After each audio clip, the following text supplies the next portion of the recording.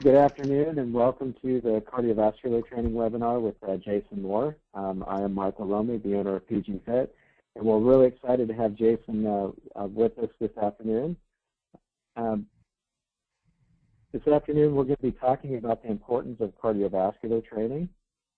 But first, in order to do that, I wanted to talk about the energy systems, and it's also known as the bioenergetic continuum.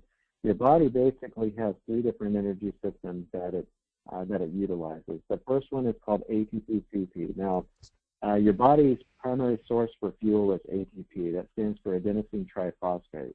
And if the activity is under 10 seconds, it's going to use primarily creatine phosphate or phosphocreatine as energy.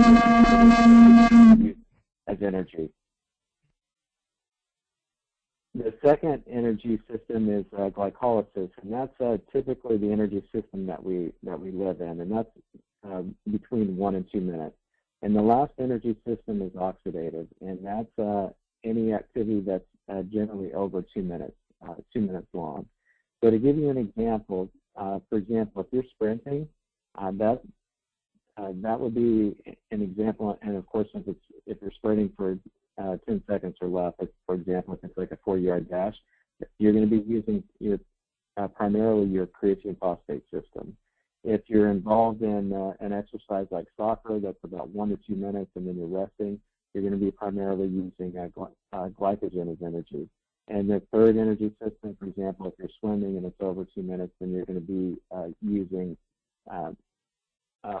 oxygen and fatty acids primarily as fuel. This is important to understand because your body primarily wants to use glucose and glycogen as fuel. Glucose is just a fancy term for blood sugar that's stored in your veins and your arteries, and then glycogen is glucose that's actually stored in your muscles and your liver. And this is what your body primarily wants to use as energy. The last thing it wants to use as energy is fatty acids, and that's that's why it's important to understand the difference between anaerobic and aerobic training. Anaerobic exercise is exercise that involves some type of resistance. We call it resistance training. So it's fat that's actually burned in the muscle. A majority of the fat can actually be burned inside your muscle tissue, and that's why it's important to make sure that you're strengthening and toning your muscles and then increasing your lean muscle mass. By increasing your lean muscle mass, this is going to help increase your metabolic efficiency or your metabolic rate. And we put this on the slide, but you can spot gain.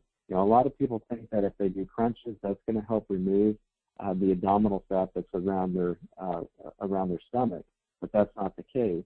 But you can spot gain. For example, if you want to increase the size of your biceps, you can start doing bicep curls, and that's going to help increase the size of your biceps. But you can't do crunches thinking that you're going to be able to remove body fat. That's why aerobic exercise is important.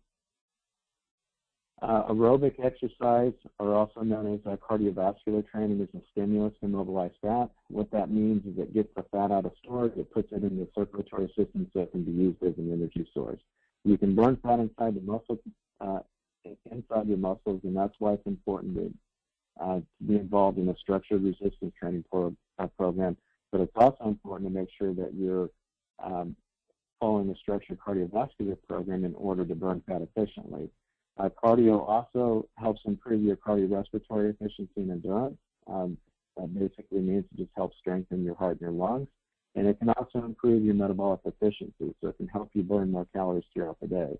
But there are a couple things that are really important to understand. The first one is you need to make sure that you're working in the appropriate target heart rate zone, and that's going to be specific to you, and it depends on what type of training you're involved in.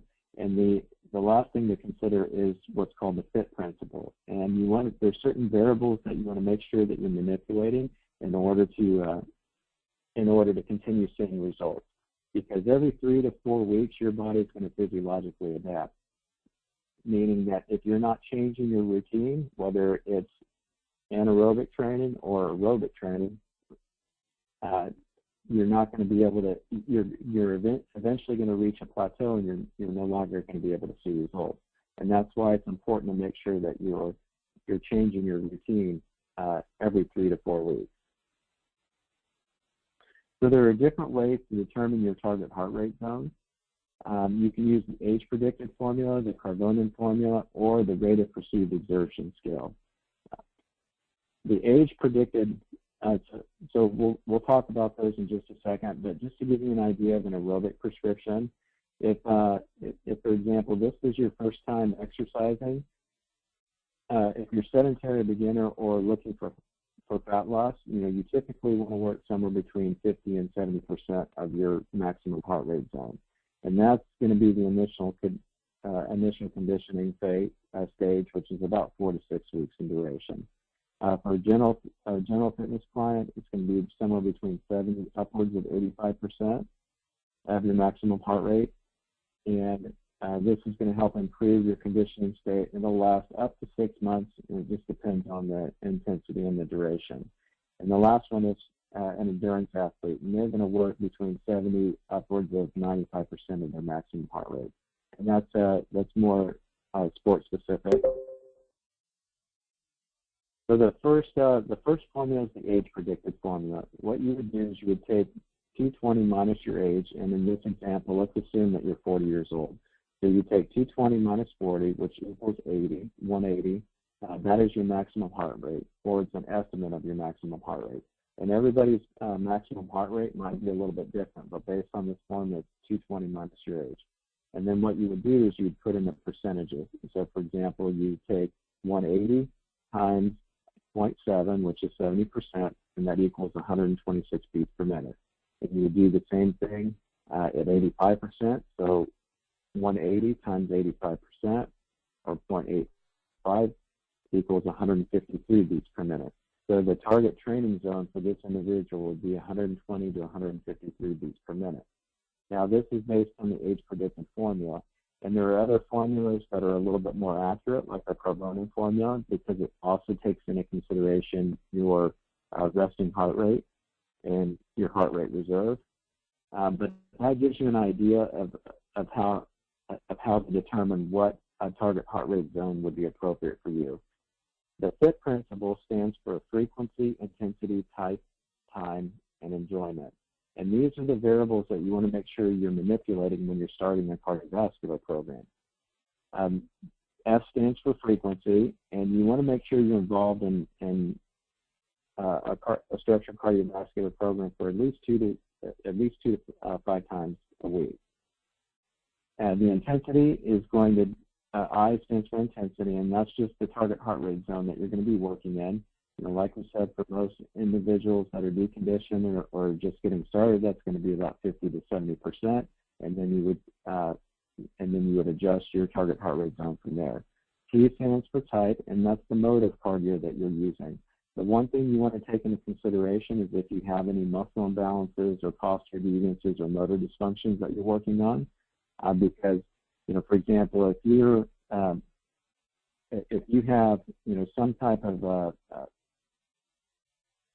an imbalance in the lower extremity, running or doing cardio on a stationary bike may not be the best forms of cardiovascular training for you. And that's why typically when a new individual starts following a structured cardiovascular program, we'll recommend that they start on the elliptical trainer, just because it can help them reteach their muscles how to, or reteaches them how to demonstrate proper biomechanics. The other T stands for time, and that's the duration of the activity. Ideally, you want to do about a 5 to 10 minute warm-up, and you should do cardiovascular training for at least 20 minutes. You can work upwards of an hour, but you at least want to start off for about 20 minutes, and then you would do about a 5 to 10 minute cool down.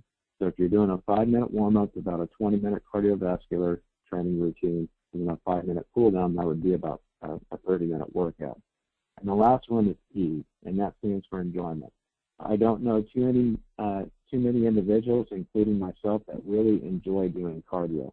And that's why it's important to keep yourself busy, whether that's listening to music.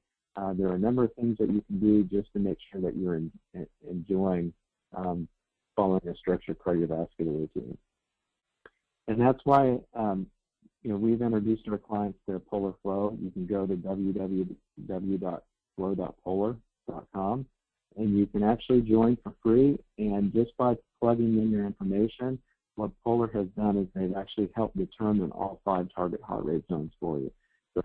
So they use a modified version of the Carbonian formula, and they can help you determine exactly which training zones you should be working in. And that's one of the reasons that we also recommend the Polar products. If you don't have a heart rate monitor, we highly encourage you to get one, especially a Bluetooth strap. And that's important because you can download an app onto your smartphone, and you can make sure that you're working out in the right target heart rate zone. And if you get a product like the Loop or an actual heart rate monitor, you can sync it to that device, and you can get you can monitor your heart rate as you're following your program. And it's really important to do that to make sure that you're working in the right intensity. That way you're able to burn fat efficiently and improve your cardiorespiratory efficiency. And so that's really what I wanted to talk about. I'm going to turn the time over to Jason Moore to talk about the importance of Elite HRV.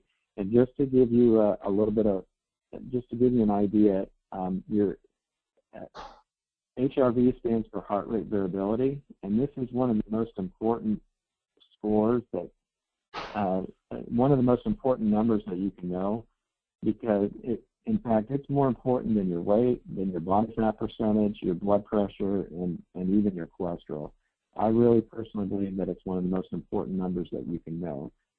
And Jason, he's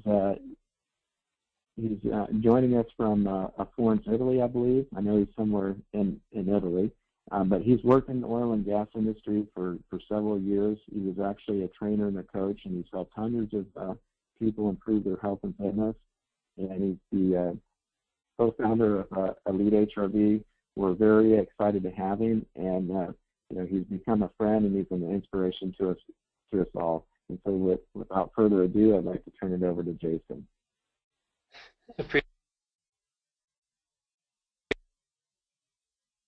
All right, I think I'm unmuted, so I appreciate the intro, Michael. I really appreciate the kind words, and you're too good to me. Yep,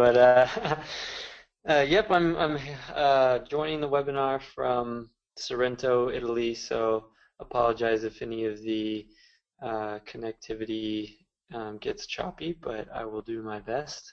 And I'll tell you a little bit more about me too as we go through this presentation. So, maximizing fitness with biofeedback. Let's see if I can advance the slides.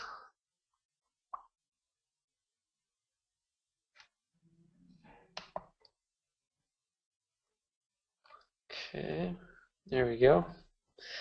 Okay, there's just a little bit of a delay on the slides from my end, but hopefully for everybody else it's in the right place. So whenever I talk about anything that's health and fitness related, the first thing I like to emphasize is that it's all about your goals, right? And Michael mentioned that heart rate variability is one of the most important metrics that you can measure, and I firmly believe that as well.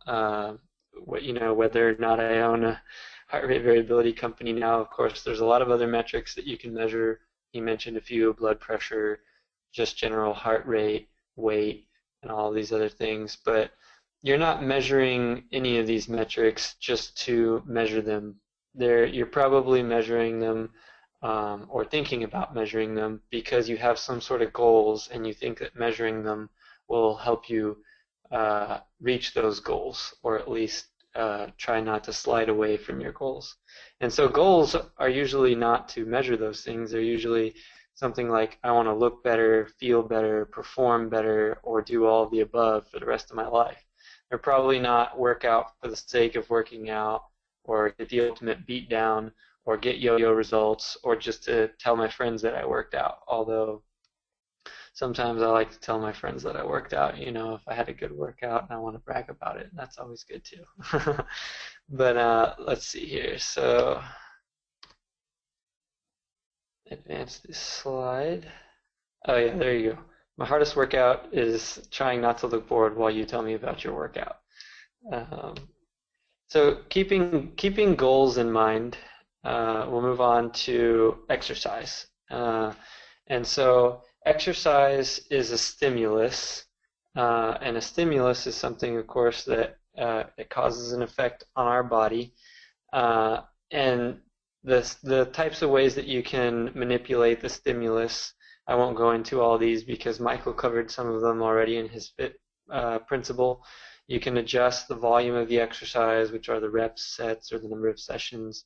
You can adjust the intensity or the type or the complexity of the exercise. There's a ton of different variables that you can manipulate to elicit a desired stimulus with exercise. And so exercise is a stimulus, and recovery is actually where your goals are achieved.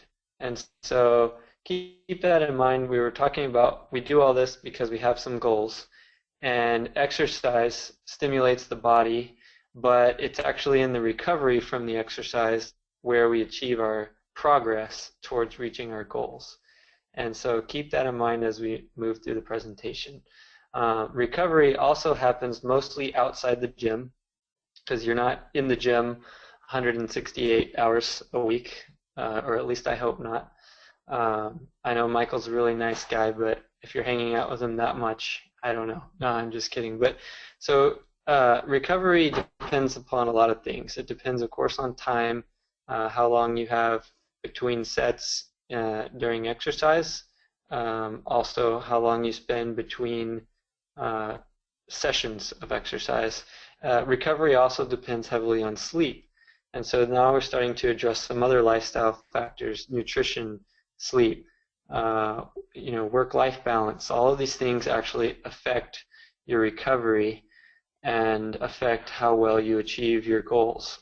And so too little recovery is bad, too much recovery is bad. We want to aim for a sweet spot, which I'll talk more about in a second. So next slide, okay.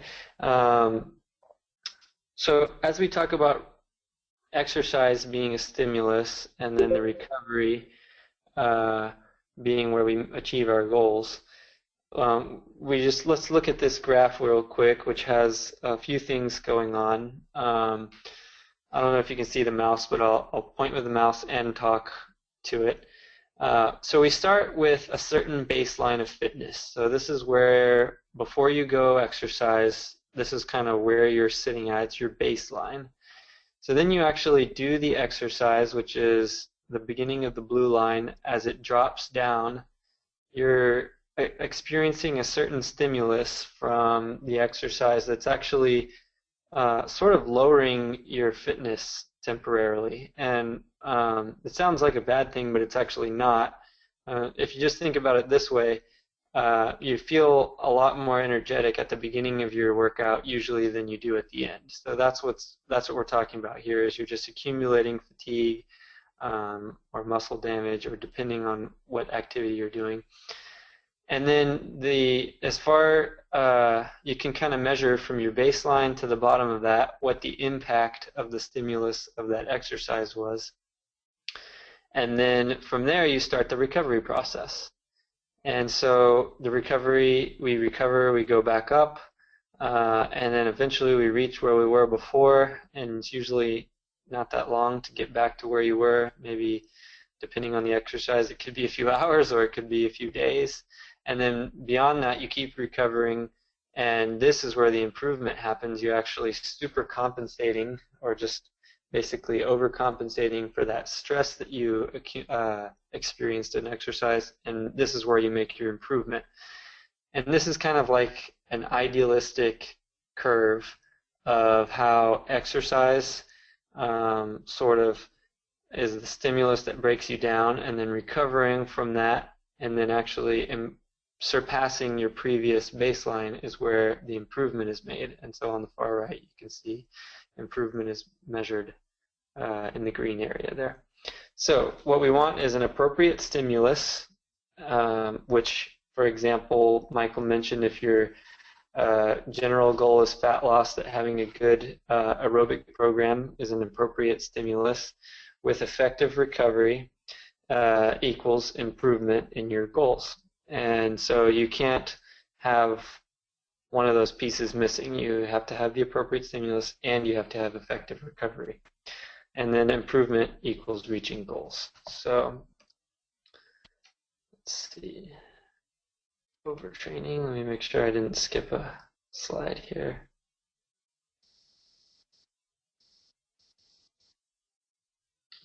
Undertraining. Okay, overtraining. So there's a few different, so we looked at that idealistic curve where you have a stimulus and then recovery and an overcompensation where you end up better than you were before.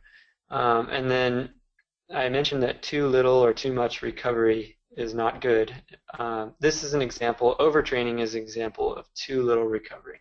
So you start out at a certain baseline and you experience a stimulus that kind of brings you down, and you start to recover, but you don't really reach even where you were before, and then you experience another stimulus which brings you down even further, and then you start to recover again, and you didn't really even reach where you were that other time, and you can see the pattern just keeps going down and down. And this isn't inherently from doing the wrong exercise. You could actually even be doing the right exercise, but just either too much of it or too frequently for you to recover appropriately. And this is also where there's a lot of potential for injury or joint overusage, or Michael mentioned if you have some lower body imbalance in your legs, that doing repetitive cycling can cause damage. It's much more likely to happen if you don't allow adequate recovery between sessions. So that's one. The next one is undertraining. And so this one actually is similar to the aging process, which I'll just talk about in a sec. Basically, undertraining in a nutshell is you do some exercise, you recover, you even improve for a little while, but then you just really didn't do anything, and your body's like, well, I don't need to maintain this elevated level, and you kind of drift back down to where you were, or sometimes even below where you were, because if you have too comfortable of a situation, so to speak, your body takes that as a cue that you don't need this muscle because you're not using it. You don't need these bones because you're not really using them, and you start having osteopenia or osteoporosis set in over time. That's all on the long term, of course, but just in generally, if you have short-term fitness goals, if you do not train often enough, you actually come back down to where you were or below before the next training session, and then you're kind of just not necessarily wasting your time, but you're not getting improvement towards your goals.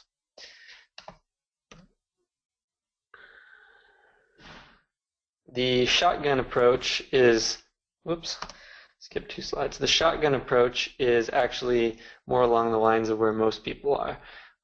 And you start out a certain baseline, you work out frequently for a little bit, and maybe a little bit too frequently, but then every now and then you get some good recovery and you start reaching or surpassing your original baseline.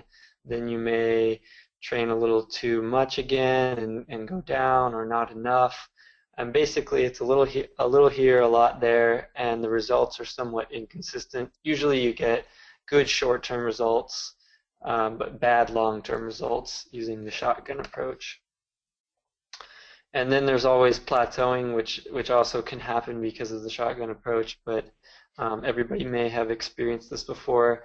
At first you start getting some good results, and then you kind of reach a point where you just can't seem to improve no matter what you do, and usually it's also from either too much or too little recovery. There's also the appropriate stimulus is involved a lot in plateauing, which Michael talked about.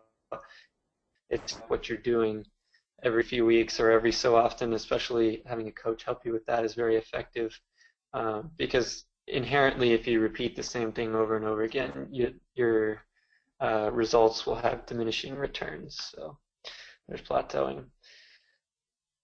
And let's see if I can, there we go. Oh, there's a graphic in the background. Oops.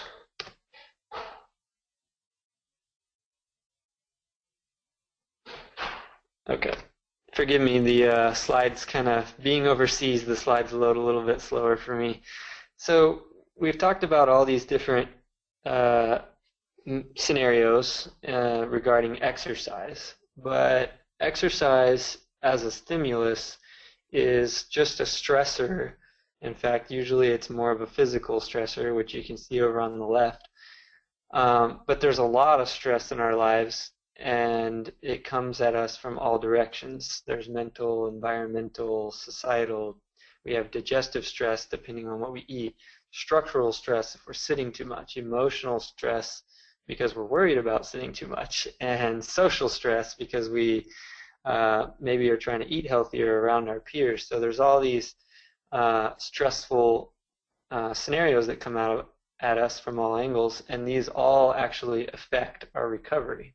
And so it's kind of can seem like, well, how can I beat all this, or maybe a little overwhelming, but I actually see it as an opportunity to where if you have stress coming from so many different angles, then that means you have a lot more things that you could potentially improve to reach your goals.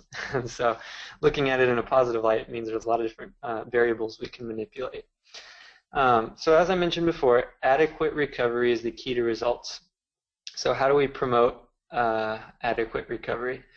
There's a lot of different things that we can do, but the ones that are most closely related to exercise are active recovery. So I'm actually a big fan, and Michael mentioned you should do a structured program 2 to 5 times a week, which I think is great. But I think that to promote the best recovery, you should be moving your body every single day. And that doesn't mean you need to go do intense exercise or what most people would even consider exercise every single day. But it means go for a walk, do some light stretching, or just even, every now and then if you sit at a desk, stand up, reach for the skies, do something to move, because activating blood flow throughout the body and loosening the joints and letting all the nutrition reach your muscles and things like that really promotes better recovery. So I always say active recovery, something like walking or very light exercise or mobility, is a great thing to incorporate to reach your goals faster. Also, getting adequate sleep, of course, helps you recover better, which in turn, as we mentioned, helps you reach your goals faster. And also nutrition.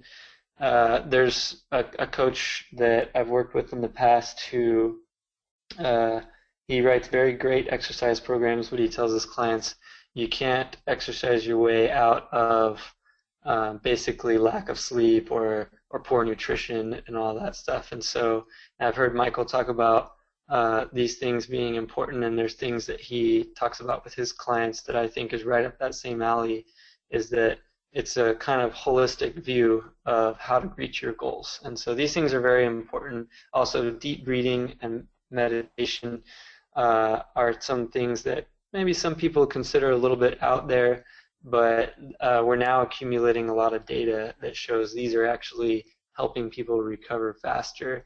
And breathing is something that hopefully everybody does, because if you're not breathing, there's probably other issues. But taking an opportunity to do a few deep breaths here and there actually can boost your recovery and help you reach your goals faster as well. So let's let the slide change here. So how do you know when you've had adequate recovery? I've talked about overtraining, undertraining, shotgun. How do we know when we've actually reached this state of adequate recovery to where we can then have another session of exercise where we'll continue to improve over time? Right, you can see this graph goes down and up, but the trend is upward over time, and that's what we want. So how we do that is we actually monitor the stimulus and the recovery over time. And the way that you can start doing that is, for one, just start listening to your body. That's a great start. If you just feel like you're struggling to reach, your goal for an exercise session, this is where working with a coach, actually, I'll just kind of skip to the second bullet of having the guidance of a coach is a huge advantage, because there's a difference between slacking or being unmotivated and actually having inadequate recovery. So having a coach who and then on top of that, the other thing you can do is actually start measuring with data, having objective data to show you what the stimulus and recovery is. And that's kind of where I've come at this. I have an IT background. As Michael mentioned, I worked in oil and gas, building complex information systems. But one of the things that I did in the oil and gas industry was try to make it easy for people who had other jobs besides measuring data to accomplish their job with the best data that they could possibly have. And that's kind of a thing that I carried over into the health and fitness industry, is as we designed our program, which I'll talk about in a second, but basically our goal to track your trends over time. And as I mentioned, it kind of sheds light on the other 165 hours that you spend outside of the gym. So if you didn't know, there's 168 hours in a week. So you go to the gym for maybe 3 hours a week or something like that, and then you're spending 165 hours outside of the gym, and that's all time that your coach doesn't get to see you. And so they have a really difficult job. Coaches have a difficult job of trying to help you improve upon your goals, but only seeing you for a few hours out of the entire week. By measuring data on a daily basis, which I'll talk about, just very short periods of time, the coach has more data to work off of and gets an idea of what's been going on with you the rest of the week. And so let's see. That's where heart rate variability comes in. And now Michael mentioned it as one of the most important things to record. And I've talked to doctors who use this as a measurement of improvement in their client's health. And it's one of the first things that's measured on a newborn. It's also one of the things that they monitor to predict cardiac arrest in somebody who's had a heart attack. So this is actually a thing that's been primarily used in the medical space, and only now has become available to consumers through heart rate monitors. They're finally accurate enough to measure this. So what is heart rate variability? Heart rate variability essentially is just the change in time between successive heartbeats. And so I drew a little diagram here that is showing your heartbeat, and you can see this one says 973 milliseconds. This one says 1102 milliseconds. Basically what I'm just trying to show is that there's a difference in between the time between each beat, and by applying the right measurements to that difference, we can actually start to understand what's happening in your autonomic nervous system. And so I'm not going to get crazy technical on this, but because also the app just shows you what you need to know. So you don't have to memorize all this stuff, but it's interesting just to see at a high level what's going on. Your autonomic nervous system is actually responsible for everything from your heart rate to your blood pressure to your skin temperature, your sweat, your blood glucose. It's involved in every single process in your body, especially your stress and recovery processes, which are the two branches of the autonomic nervous system. One's called the sympathetic nervous system, which is a branch of the autonomic, and the other is the parasympathetic nervous system. All you need to know really at this point with these is that the sympathetic nervous system activates when you're stressed. This is kind of a general, there's exceptions to that, but it's your fight or flight system. It's when you're exercising and you need blood glucose mobilized and you need to start sweating and you need your pupils to dilate and digestion to stop. All of these things are accomplished through the sympathetic nervous system and some other activity in your body as well. The parasympathetic nervous system, on the other hand, is the one that helps you recover from exercise. It's actually important to have a strong parasympathetic nervous system most of the time to support all of that time we spend recovering, right? It helps you rest and digest and repair. So again, you don't have to memorize all this stuff, but just keep in mind there's a balance between sympathetic and parasympathetic nervous system of the autonomic nervous system. Lots of nervous systems. And so in general, we've tried to make this really easy to view on the app. So if you look at the right side, there's a balance gauge. And so when you take a reading, it just shows you, are you very sympathetic or are you very parasympathetic? And which one is the best for recovery? It's better to have a balance between them, but also sort of be leaning towards the parasympathetic side a little bit.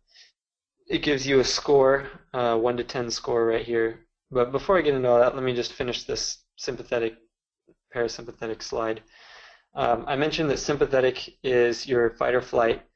It's important for short-term survival. So like I said, when you're exercising, you want good sympathetic activation so that you're alert and able to accomplish the exercise. But once you're finished exercising, you want strong parasympathetic activation in the terms that you want to start the rebuilding and resting and digesting process, right? So you want to be able to activate both branches, and you want some balance and strength between them. So what does HRV actually show you? I mentioned it measures the time between the beats, and then based on that, since your heart is actually very central to all the activity in your body, which is why heart rate is one of the most commonly measured things, is heart rate variability shows you each morning how ready you are to perform that day. And so we call this your morning readiness. And so by taking a short 2.5-minute reading in the morning, you know if you're ready to go hard for exercise or if you should take a rest day today. And it kind of starts giving you some individual recommendations. If we go back to our little graph that shows you when you're recovered, it actually shows you when you're recovered and ready to handle more stress each morning. And it keeps you from undertraining, so it helps you reach your minimum effective dose of training, and it prevents you from overtraining. Actually, let me rephrase that. Measuring it doesn't prevent anything.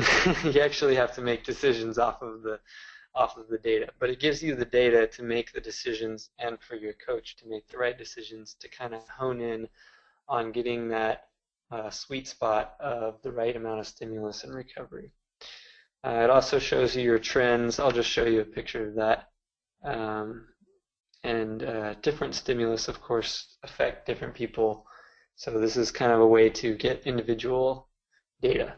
So before I show you the trends, how do you measure it? I got this question. We did a little run through live in the gym with some folks on this presentation. People asked, so how do I actually measure heart rate variability? And the first thing is you need a smartphone or a tablet or even an iPod Touch. One of the newer ones, it has to have Bluetooth 4.0. So if you're interested in it, just make sure that whatever device that you have, it's either iOS or Android, make sure it has Bluetooth 4.0 or above. And then an accurate heart rate monitor chest strap. And so the reason why I have chest strap here is because, as Michael mentioned, the wrist devices are really good for measuring heart rate, especially during exercise. However, the chest strap is what we need for the accuracy to calculate the variability. And all you need to do is each morning, you get up, first thing in the morning, get the chest strap moist because you're usually not sweating in the morning, so you need some conductivity. Get it moist, and then connect to the app and take a 2.5-minute reading called the morning readiness reading, and that's it. After that reading, 2.5 minutes, you hit save, you're done, you can take the chest strap off and move on. But and that data will automatically sync to your coach if you're working with a coach who understands this, and then you can tag and trend it. But basically, what you will see is each day when you take that morning readiness reading, you will get actually let me back up, you will get an indicator like this that shows a green, a yellow, or a red based on how recovered you are and how ready you are to handle a stimulus like exercise. Now you can actually apply this to other areas of your life. So you can say, I have a lot of work that I need to get done, but I woke up today and I'm in the red and I don't really need to accomplish that work for another few days, so it might be best to do it tomorrow when I'm a little more fresh because it's a really stressful amount of work that I need to get done.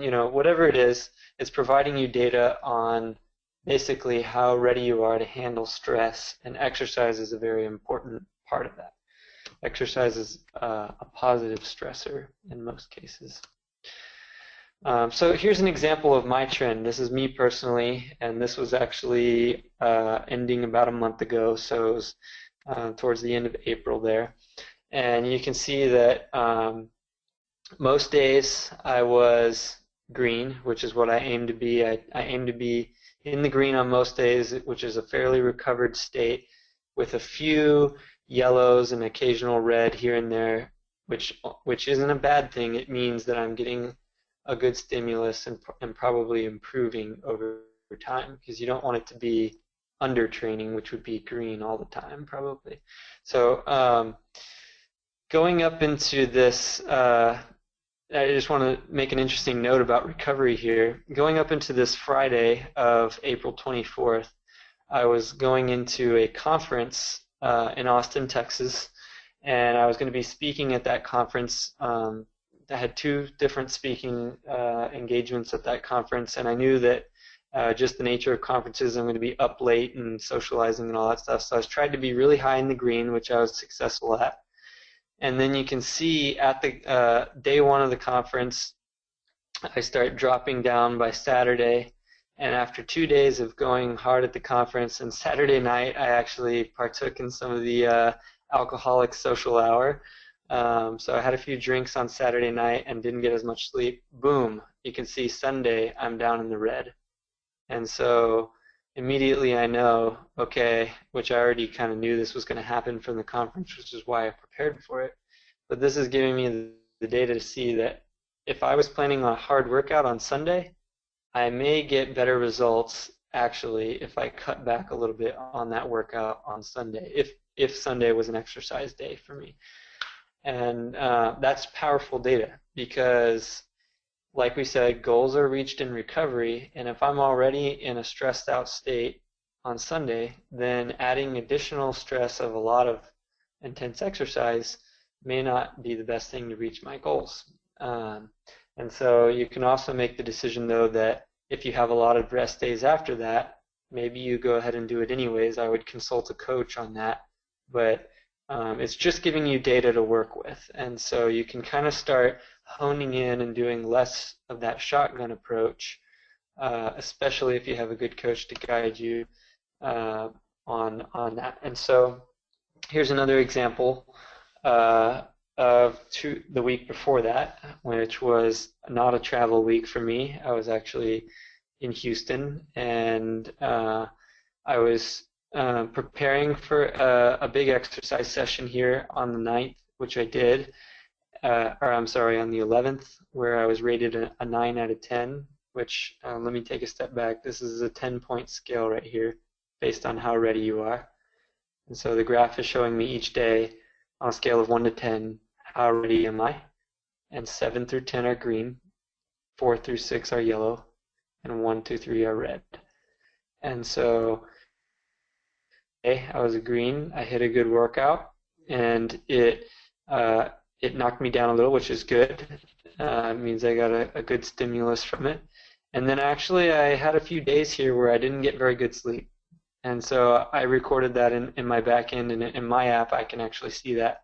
But what you can see here is I didn't start recovering very quickly after that exercise. In fact, I kept going down for 3 straight days. I was sinking. And this was a big red flag for me because I was like, okay, I really need to prioritize rest, because if I don't, I'm going to have those same kind of overtraining symptoms of not improving. And this gives me some data to look at. And as I mentioned, it's only 2.5 minutes each morning. So I just kind of wake up, I use the restroom, have a sip of water, take my 2.5 minute reading. All of that together takes like 5 minutes, and then I know exactly for the day how ready I am to tackle my goals. And so that kind of brings me back to the goals. Our goals are probably to look better, feel better, and perform better, not to work out for the sake of working out or get the ultimate beat down or get yo-yo results. And by measuring HRV, I've found personally, actually kind of built the app for myself originally to start tracking something that originally was only available to top pro sports teams, which just for everyone's information, most of the top level professional sports teams measure this. Most Olympic athletes measure this. Many doctors are starting to measure this for many reasons, but they already were measuring it for life-threatening reasons. So it's a very powerful tool, and I wanted it to be available for myself and for others, so I originally just created it. Now it's a free app that I believe I have a well, I'll show you the free app in a second. But basically, this kind of loops us back around to, by measuring our stress and our recovery, we're ensuring we get the appropriate stimulus, effective recovery, and improvement. And I like to also say, I don't just say this on webinars where coaches are on here. It's not for Michael's benefit that I say an app never replaces a good coach. A good coach is invaluable, and the app is a very effective way of assisting a good coach and making even more accurate decisions. And so I just want to get that out there, that this isn't going to replace a coach, but it's more data for you to work off of, more data for your coach to work off of, and it takes almost no time to measure. So reaching our goals is awesome and measuring improvement, but how you feel when you hit a new personal record is the best feeling right there. So there's a graphic for you. And where can you find it? EliteHRV.com. It's actually a free app. So if you just go to Elite HRV or search for Elite HRV on the Apple Store or the Google Android Store, it's available for download. You can get it for free, and it works with most Bluetooth heart rate monitor chest straps. So as Michael mentioned, chest strap is a really good investment for your training anyways, because targeting those heart rate zones is really important for getting the effective stimulus. And then you can use that same chest strap in the morning, do a 2.5 minute reading, and start measuring your recovery and seeing your trends over time. And then also on the right, you can see this is a dashboard that Michael or your coach, for example, would see, and they can actually see your recovery and help tailor your exercise stimulus a little bit better that way. And so I think that's my last slide. Michael, you can let me know if you can facilitate questions on here. I probably put a few people to sleep or whatever, but I'm done. Jason, that was incredible. I really appreciate you taking the time out of your busy day to join us. I actually I learned a couple of things. Things that I already knew, but I mean, you just really kind of, I mean, you said it in a way that really helped me understand a couple of things. But one of the things you said is adequate recovery is key to results. And I think that's so important for everybody to understand that, recovery is just as important as the actual anaerobic or aerobic training. And so I think people need to understand that. And then you also said something that, obviously we want people to be involved in a structured program at least 2 to 5 days a week, but it's so important to make sure that you're doing something every day. And so I really appreciate you discussing those two things, so bringing those to light. I would like to go ahead and just stop the recording now, and then we'll turn it over to Q&A.